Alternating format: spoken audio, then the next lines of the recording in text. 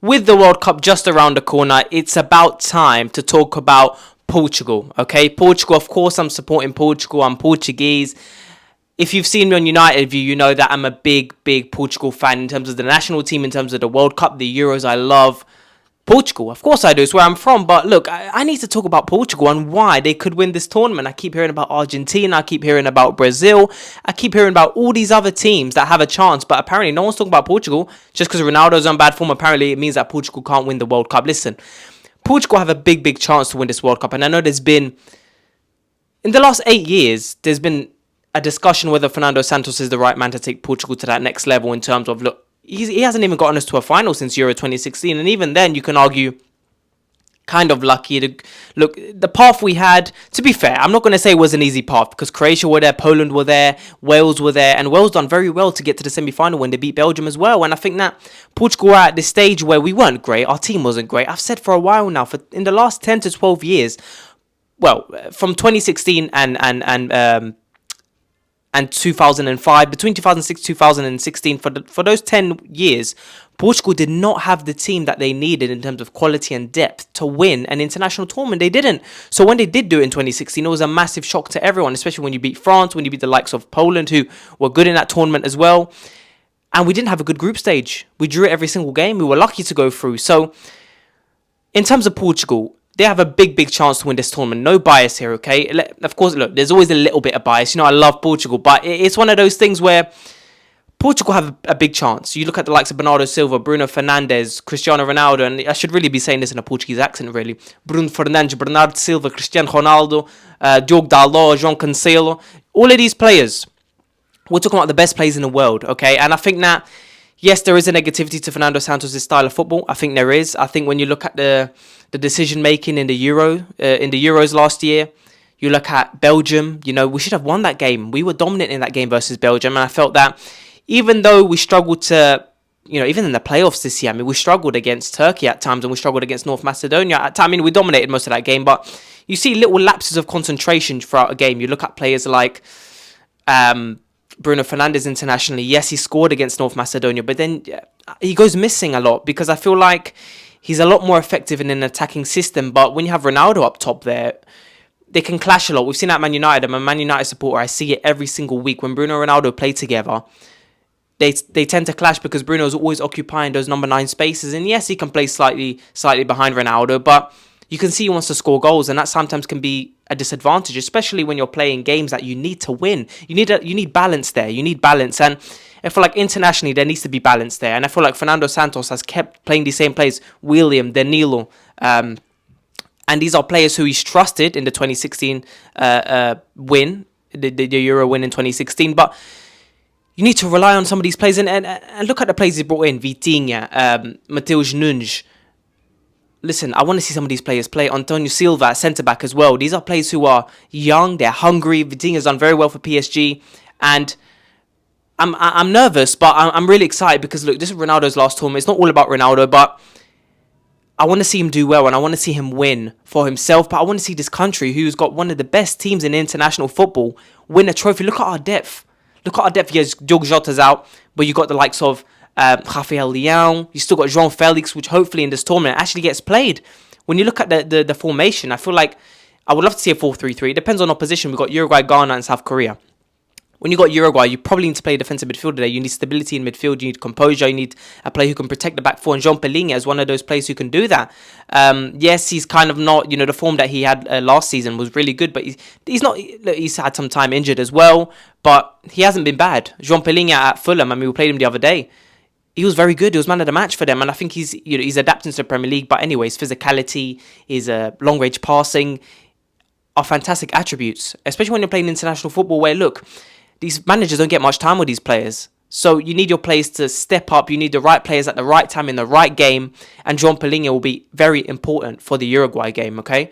We look at Ghana and South Korea. I think those are games we can dominate. But you got Ghana, who they got a couple players in their team. So I think it's going to be tough to break them down, Ghana, because I think they got a good defense. And you got South Korea, of course, Son is there.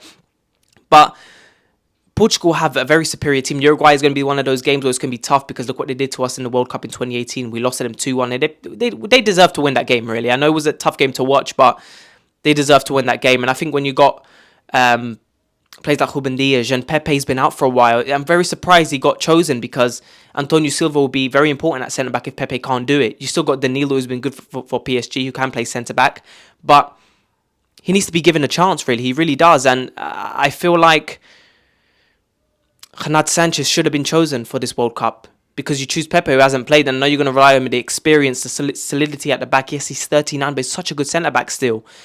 Renato Sanchez is one of those players which you need in midfield: the drive, the power, the explosiveness in midfield, the speed, the physicality. You saw him in the Euros. Pogba and Kante were struggling with him when we played them in the group stages. So, in terms of lineup, look, I would go over 4-3-3. If you're looking at the first game of the group stage, Ghana, Diogo Costa in goal, a player I want at Man United, fantastic goalkeeper, distribution phenomenal, very good shot stopper as well. I would love to see Dalot in this tournament. Diogo Dalot, I would love to see him, because I do think he offers something that we're missing in terms of, look, he can play left back and right back, and Cancelo can do that as well. But I think that when you look at players who have played at right back in the last couple of years, Nelson Semedo, who I think attacking was really good at one point, but then you saw lapses in concentration, and his positioning is quite poor, and it has been for the last couple of years. I think attacking, he can be a difference maker, but I think defensively he's so poor that you can't even play him there. You can't rely on him. Dalot has showed a massive improvement under Ten Hag, so I want to see him play in games. Maybe it's South Korea. If we're pretty much already free, I wouldn't mind seeing Dalot at right back and maybe Cancelo at left back. Give Nuno Mendes a rest. Nuno Mendes, again, another player who's going to be massive for us in this tournament, because he's a very good left back. He's been fantastic for PSG. And look, back four. Let me start with it. Against Ghana, Nuno Mendes, Ruben Dias. I would want to see Antonio Silva and João Cancelo.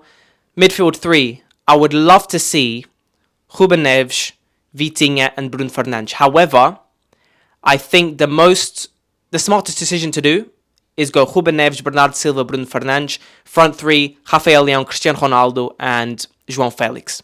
I would love to see that. I do think he's going to play Bernardo Silva in the winger position, the right wing, because look, in the playoffs he did play Bernardo Silva in a midfield four, in a 4-4-2. Is he going to do that in the competitive games in the World Cup? I'm not so sure. I think he might stick to a 4-3-3. If he goes for a 4-4-2, say no more. You go with a 4 in midfield, more active midfield. Players like Otavio, Matheus Nunes, they're very active off the ball. And we do need players who are very energetic, active off the ball, who are not going to be lazy and who can track back. And that's what we need in these games, because this is international football. 3 games in the group stage. If we get past in the round of 16, I think we might play either Brazil or Switzerland or Serbia. So we need to win this group, because Brazil are definitely going to finish top of their group. And I do want to see... Look, I would love to get I don't want to say easy, but Switzerland and Serbia are winnable games. They're winnable games we can get in the round of 16. And Brazil, straight away, a very tough game for us. In the last couple of tournaments, we've had very difficult games. Uruguay in the round of 16 in the World Cup. The Euros, we had Belgium. These are very tough games to get in the round of 16. So I do want to see us do very well. And yes, I think there's this conversation about Ronaldo, the interview situation. I'll get into that in the next couple of days, because the interviews haven't come out completely yet. And look, Ronaldo's had his issues. Ten Hag has had his issues. Man United have had their issues. And it can't be all on Ronaldo. Everyone's taking a mick out Ronaldo, but Ronaldo's an important player for this team, especially this is his last tournament. He's going to want to give everything he's got. Okay, so I think he's an important player in tough moments when we're probably losing a game or you're drawing a game. You need someone to step up in the last minute. He's the one. He's still a very good striker. Everyone talks about, yes, he's 37. I think he's still, when he's at the top of his game and he's getting charged, clearly he's not there mentally. I mean, the quotes we've seen in terms of the interview with Piers Morgan, he's not there mentally. He's not. And international football will give him a chance to relax, take a deep breath, enjoy international football. Yes, Bruno Fernandes and Diogo Dalot might have something to say about his attitude in the club, but these are players who admire him. So at the end of the day, this is international football. Play. This is business. Play now. Yes, it's entertainment, but it's also business at the end of the day. So these players really need to step up. So Ronaldo is still a very important player. Very important player. Yes, the press from the front won't be as active. Yes, you still got players like Bernardo and Rafael Leão who can still do this. They can still press from the front.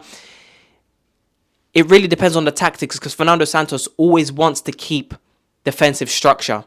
But what we've seen with players like Nelson Semedo at right back is that even though they're very attacking fullbacks, they are not good at getting back into position, and you can't rely on them positionally. You can't rely on them. So this is the team who can win the World Cup. And this is why I think they will win, okay? Portugal have top 3 best teams in the international football, in my opinion. You've got the likes of France. I think Uruguay have a very good team as well. It's going to be a tough game for Portugal. Argentina, of course, Brazil.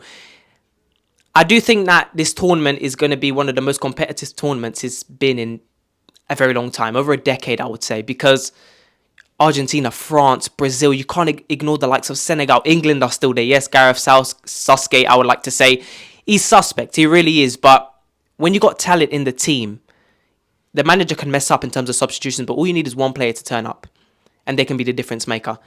Portugal will win this World Cup. And everyone will come back to this video. Portugal will win this World Cup. Trust me.